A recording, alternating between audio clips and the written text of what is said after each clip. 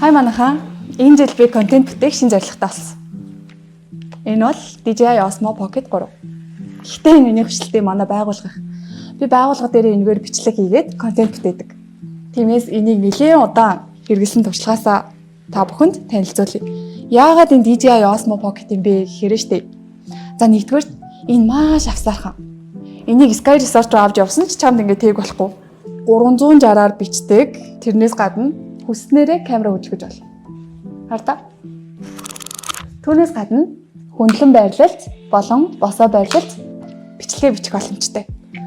DJI Pocket-ийг худалдаж авал давхар микрофон, тэрнээс гадна хүлээг нь өнгөө бэлгэлдэг.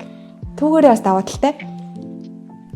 Тийшнтэйгээ холбоод аппликейшнээрээ бичлэгээ засчин, нүрээ будчин. Тэгээ янз бүрийн боломж олбё шүү дээ. Энэ их боломжийг агуулсан DJI Osmo Pocket-тэй болмоор байна. Тэгээд би ямар ч урьдчилгаагүйгээр зээлийн олон аппликейшнээр дамжуулаад гэртээ өнгөө хөрвүүлж авах боломжтой Ant Mall дэлгүүрийг олсон. Үүний талаар дэлгэрэнгүй мэдээлэл авахыг хүсч ивэл доор 5 гэдэг коммент үлдээгээрэй. Тэгээ бүгдээрээ хамтдаа шинэ контент зүйндээ эзгэе.